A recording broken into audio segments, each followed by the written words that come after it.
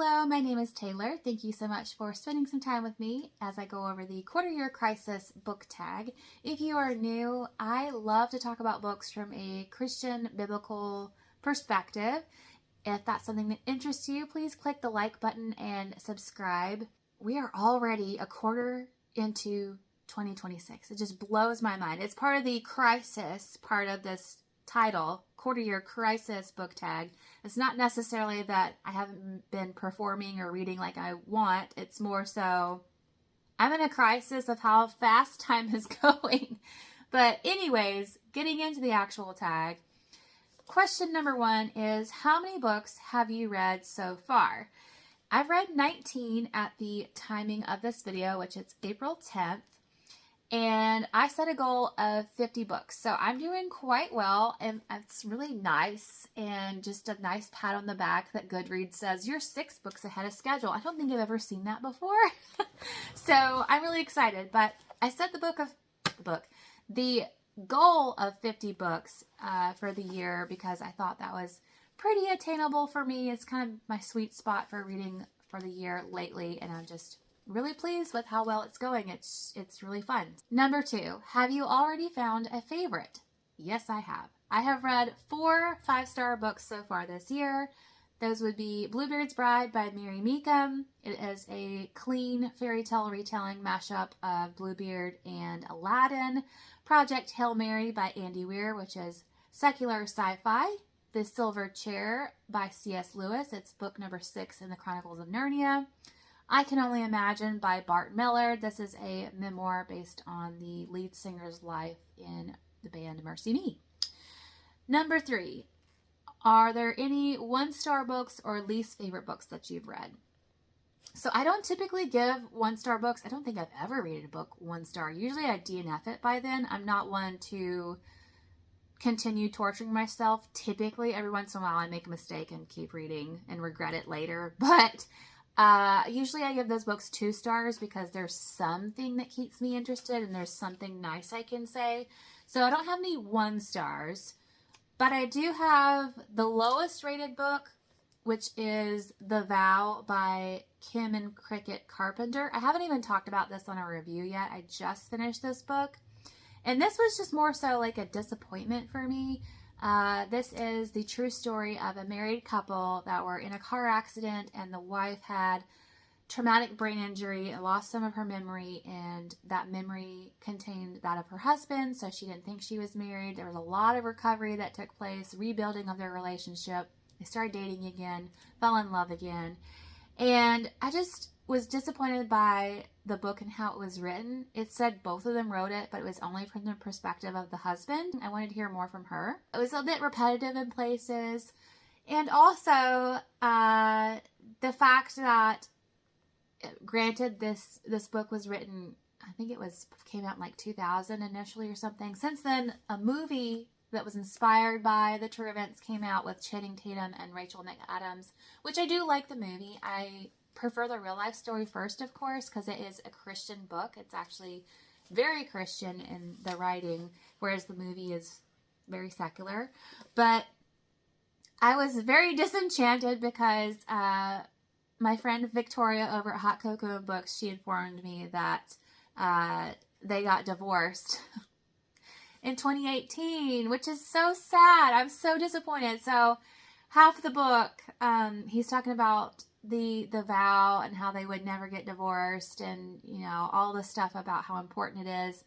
And I just kept thinking of, nowadays y'all have been divorced since 2018. So I don't know, it's just a very interesting experience because I really enjoyed seeing what God did, particularly in the wife's situation. Like, they thought she would not live, y'all. Like, she was in a bad shape. I appreciate the story on what God did in the situation by saving her life, and his too. He was bad off, but not as bad as she was, obviously. But yeah, it's just like a picture of how God's goodness is the only thing that we can cling to sometimes, but also we live in a fallen world and there's sin and people make mistakes. That's real life. It's disappointing, but that knowledge colored my perception of the book just because I know the outcome. But I would rather know the truth than look at it through rose-colored lenses. So anyways, I didn't mean to go off on a whole tangent about that one. I should have probably saved my thoughts for a reading wrap-up, but there you go. I did also have 3 DNFs so far this year, but that's one that I actually rated was The Vow. Number 4, most read genre so far. So I looked at Storygraph for that.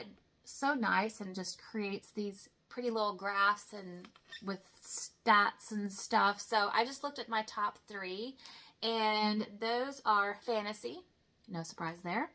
Second was romance, also no surprise. What is surprising to me, however, is number 3 is classics.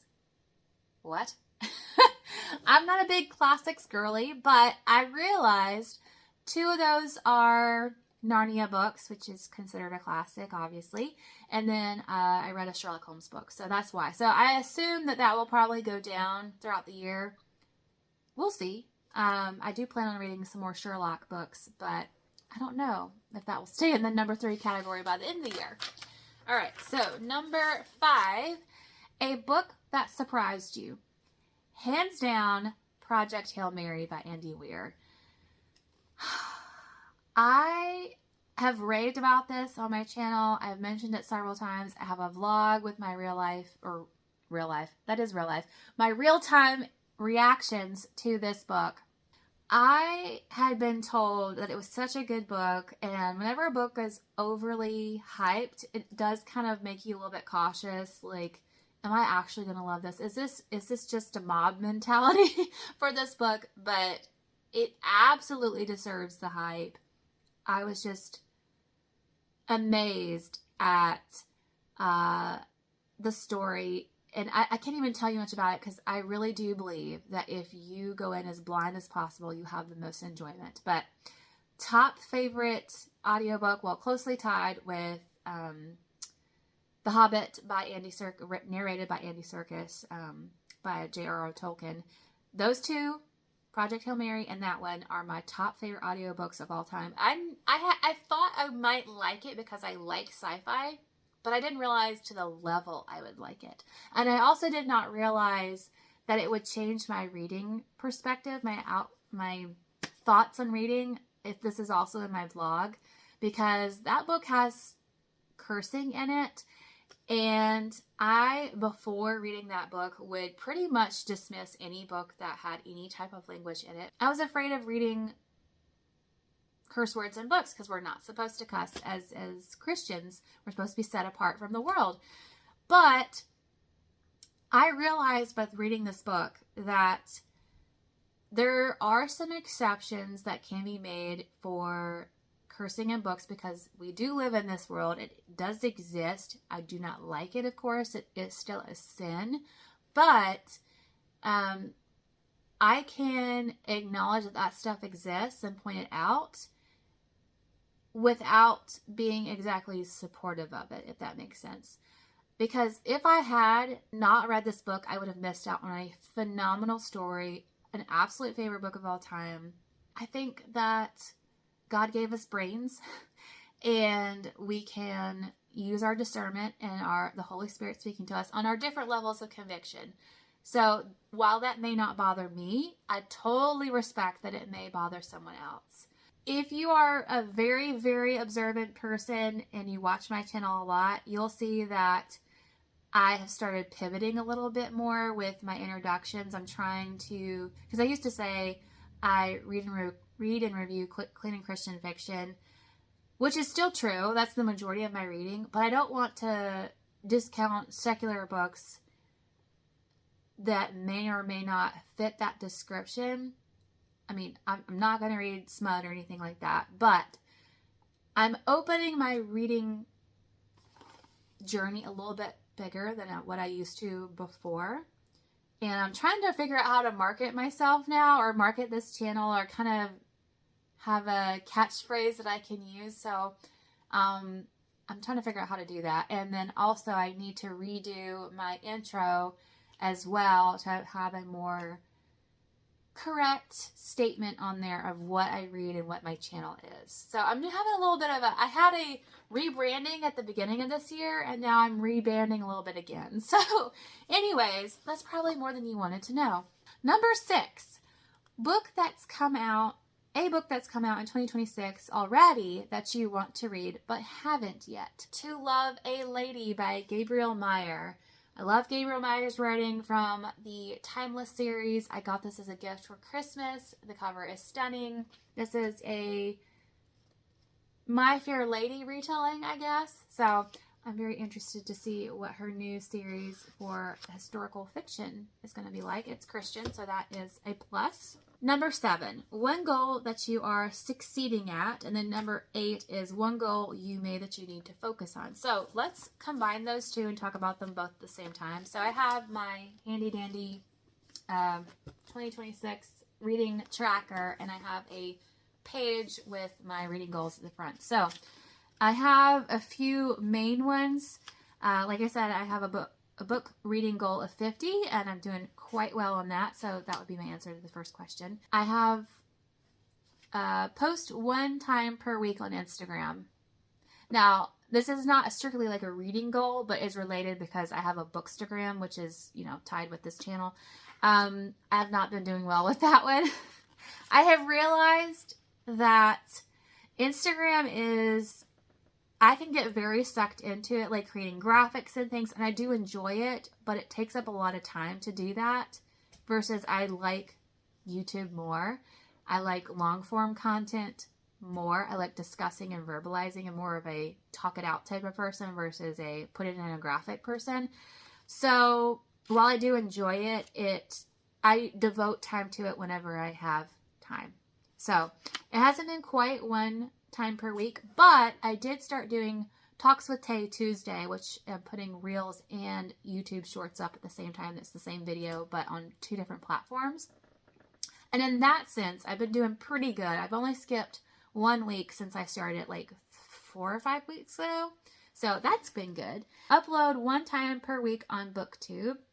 And it says reach 1,000K. So I reached 1,000. That wasn't really necessarily in my control, but being consistent on BookTube helps your channel be seen more. So I have been more consistent. I have, maybe other than like 1 week or something, I can't remember exactly, but I had a short break in there from sickness. But pretty much I've been doing pretty good with my 1 time a week schedule. Host a readathon. I did host the Once Upon a February readathon, so that gets a big old check mark. And then do collab videos, which I have some in the works. Read 1 book off of my shelves at least once a month per month. And I have been very successful with this. I've been very happy with reading what I own. It's been such a satisfactory thing to... It almost feels like if you're a checklist person, you'll know exactly what I mean. If you have a long checklist and once you mark off something, it just feels so satisfying. And for me, I'm only keeping books that I really, really enjoyed. Some pretty books, but mostly books that I really, really enjoyed. And then getting rid of the ones that I don't. And keeping my collection fairly small since my family, we are a military family, so we'll be moving again in about 3.5 years. So I need to keep my collection on the smaller side. If I can get it down to as much as I can when that happens, that'd be great. But I love books, so it's hard to let go. But I've been really happy with my progress. And then the answer for what goal I need to focus on: keeping up to date with my reading journal. I'm behind. I still need to do March. Do I still need to finish February? I don't even remember. Yeah.